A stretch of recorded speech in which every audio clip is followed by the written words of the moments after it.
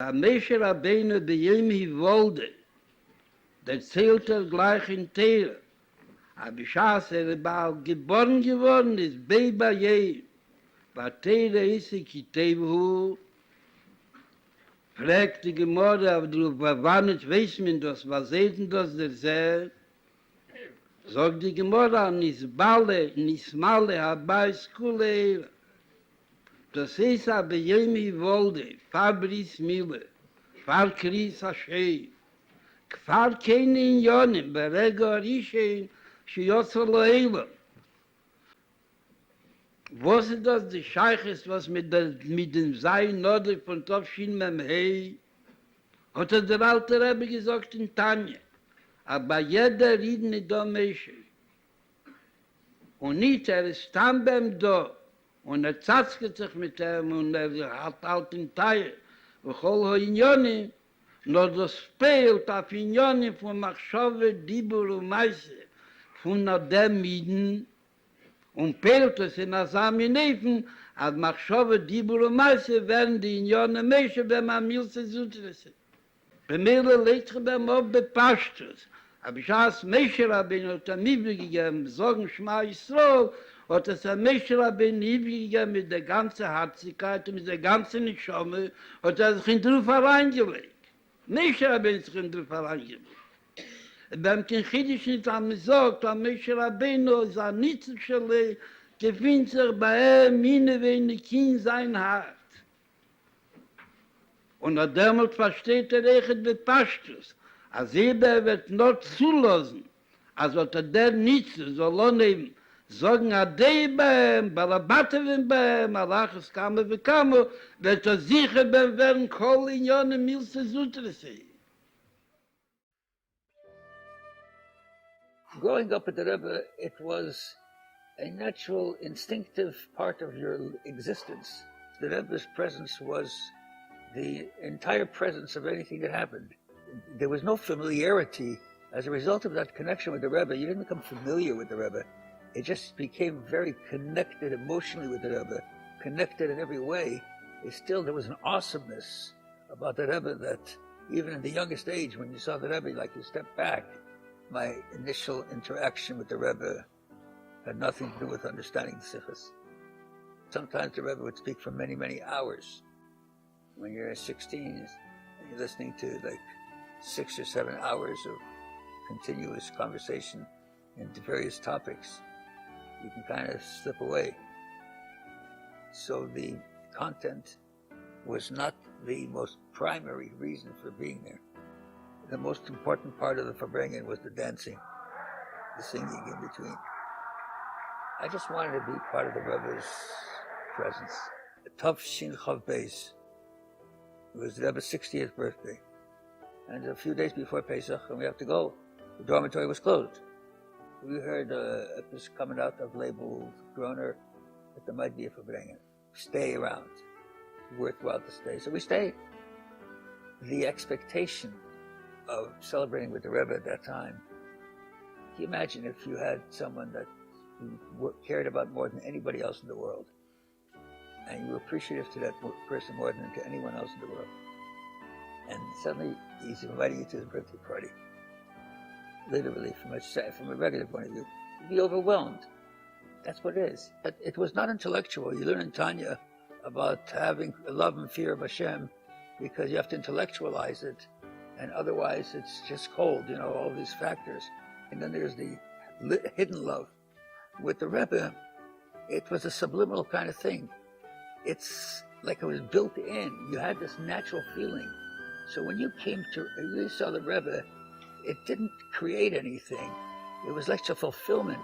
When I have to go for the Rebbe, for myself, like a chassid, all the way standing on that line.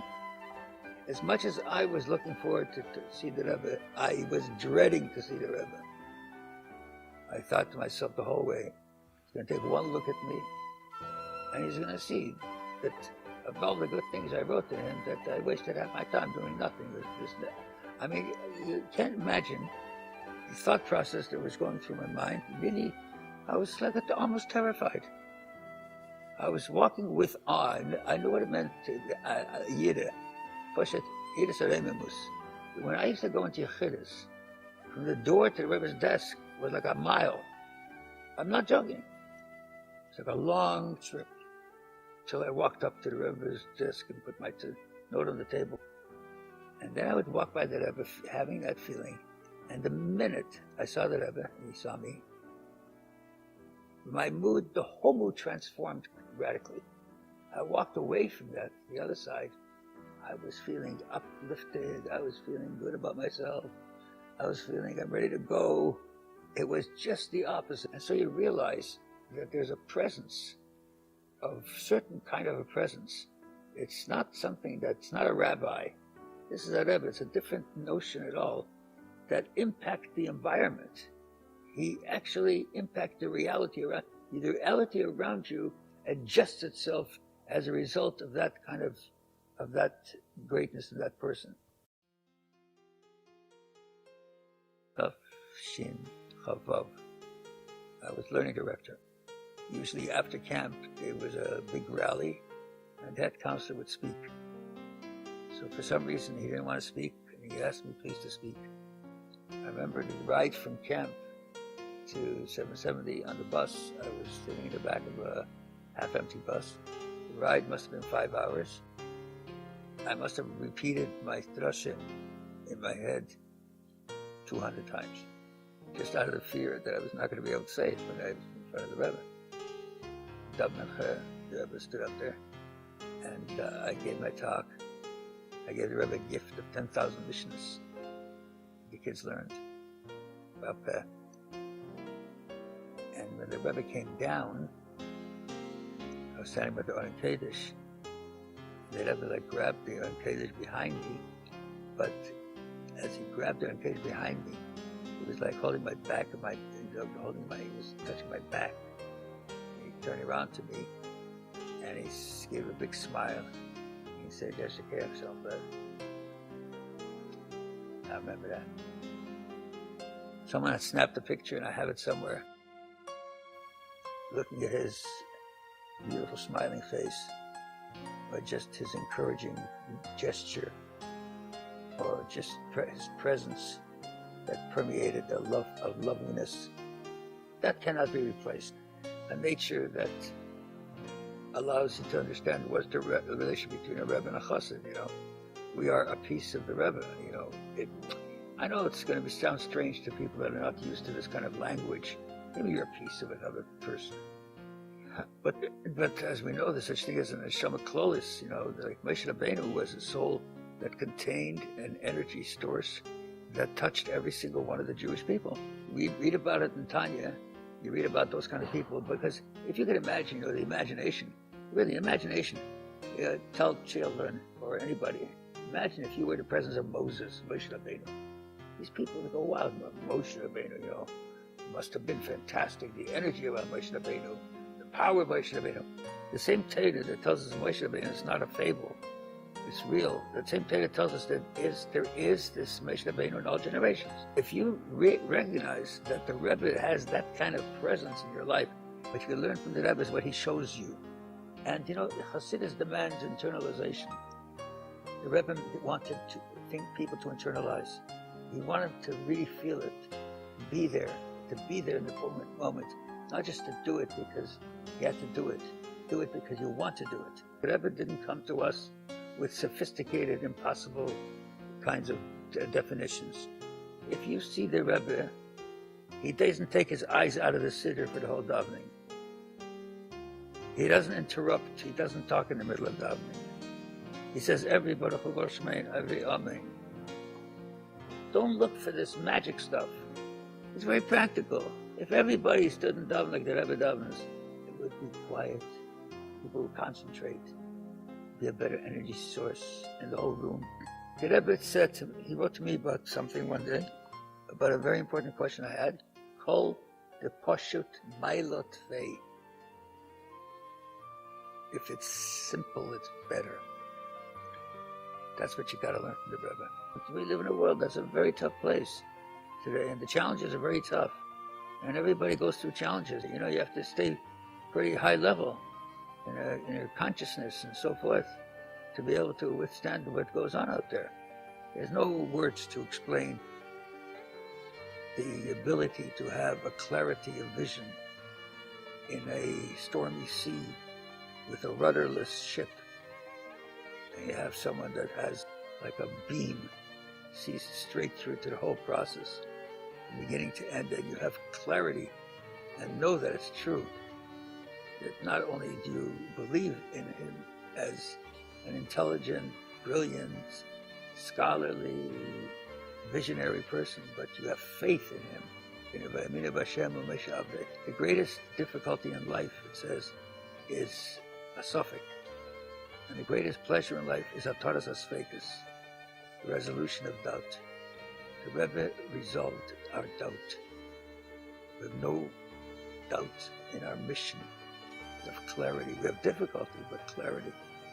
It's a concept of living with that kind of a leadership in your presence. And so you see how that leadership seeps in and permeates every part of your life. 120, everybody's excited. It's fantastic. You want to have this highest, but it's got to be an opinions. When we came into town at that time, our whole objective was to be around the Rebbe, to enliven the Rebbe, to be present, to fulfill his whatever he asked for. He wants 70 meisters, whatever he asked for, just would get it done. That's the exact same thing that people should feel now today. They should feel that they're around the Rebbe. Whatever the Rebbe wants, I'm going to get it done. To make sure that the time that they spend here for Yud Aleph Nissen is sanctified time, not Baba Meisa time. The Rebbe's right there, right next to you.